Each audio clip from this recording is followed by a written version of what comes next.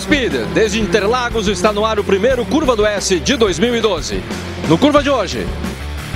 Hora de sacudir a poeira e voltar das férias com a Fórmula Open em Interlagos.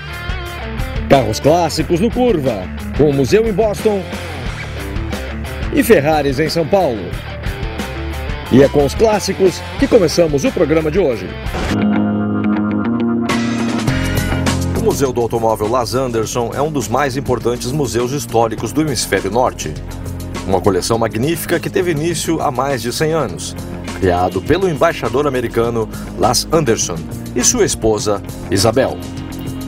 De uma coleção particular, com um projeto estabelecido e amor pelo automóvel, nasceu o museu. O casal buscou e comprou um carro por ano, mas não qualquer carro, e sim o carro mais importante construído entre os anos de 1889 e 1948. Para mostrar esses carros, o casal organizava encontros para a alta sociedade de Massachusetts, nos jardins da Casa de Verão. Uma tradição que teve início na década de 20 e segue até hoje, nos 64 acres do museu, conhecido atualmente como Parque Las Anderson. Nos dias de hoje, o museu organiza 34 eventos ao ar livre por ano, entre os meses de maio a outubro. O Museu Las Anderson começou com uma coleção privada. Desta coleção, 14 dos carros originais ainda se encontram em exposição. Carros de um altíssimo pedigree histórico, como este Electromobile de 1905, limusine inglesa com cabine fechada para os passageiros e 100% elétrico. O carro tinha o seguinte lema de venda: ande de carro, porém sem escutar o barulho. Ao mesmo tempo, o museu conta com várias exposições itinerantes, como nos explica Mr. Steele, diretor do museu. Temos várias exibições durante o ano.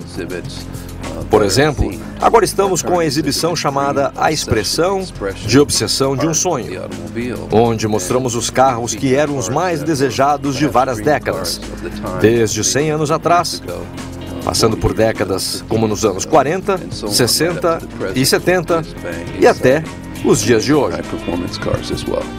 Nesta coleção podemos ver carros espetaculares, como esse Roadster Underslang, o carro do ano, segundo a Feira do Automóvel de 1907. Este Cord modelo L29 de 1930. O carro foi o pace car das 500 milhas de Indianápolis daquele ano, o primeiro dos carros de produção com tração traseira. Ou este Corvette 63 Stingray, o primeiro Corvette coupé de desenho diferenciado. Fica difícil encontrar um carro principal diante de tantas preciosidades, mas para mim, o carro que mais me chamou a atenção foi esse Wilton de 1901. O valor histórico deste carro para nós amantes de competição é imensurável. Henry Ford foi um piloto com 100% de aproveitamento, pois correu apenas uma vez e venceu a corrida, se transformando no principal incentivador de competições nos Estados Unidos. Graças à sua paixão pelo automobilismo, temos categorias americanas como a NASCAR, por exemplo. Mas voltando ao Wilton de 1901, quando um carro ganha, outro necessariamente perde, pois este carro foi pilotado por seu construtor Alexander Wilton, que foi o perdedor na única vitória de Henry Ford. Mas segundo Steele, a derrota teve um motivo.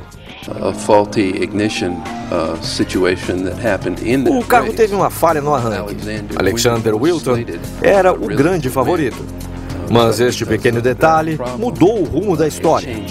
Não apenas da indústria do automóvel, mas da história do automobilismo americano. Nos últimos anos, o interesse de preservar a história e cultura dos automóveis clássicos e de competições vem aumentando em vários países, incluindo o Brasil e os Estados Unidos. A melhor notícia para o Museu Las Anderson é que este interesse vem aparecendo em novas gerações, que garantem o futuro da preservação dessa cultura. Estamos notando um interesse grande de jovens. Em nossos eventos ao ar livre, eles são os primeiros a aparecer. Estamos de olho neste interesse. Podem não ser os mesmos interesses dos colecionadores que aparecem mais tarde com seus Packards e carros no estilo, mas estamos de olho, pois eles vão resguardar nossa cultura e tradição no futuro, já que o prazer deles pelo automóvel é similar aos dos colecionadores.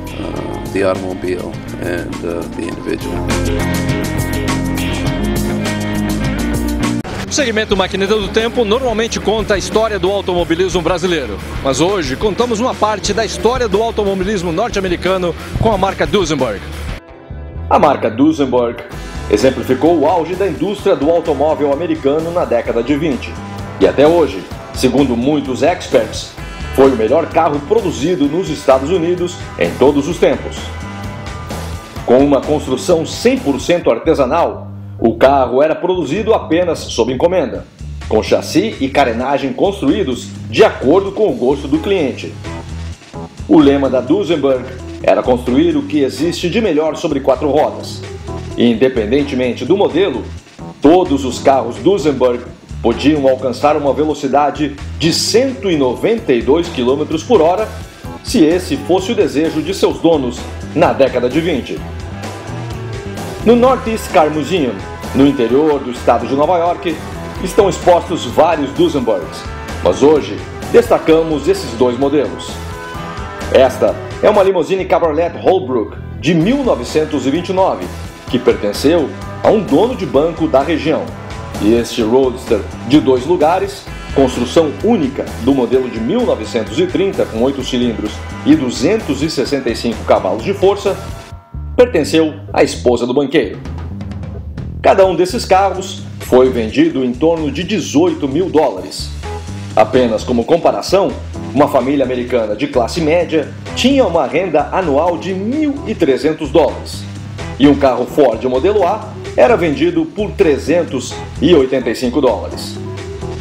Durante os anos 30, a economia americana entrou em depressão e os carros Duesenberg deixaram de ser produzidos. Logo após o intervalo, a pré-temporada do automobilismo de 2012 com o Brasil Open de Fórmula 3.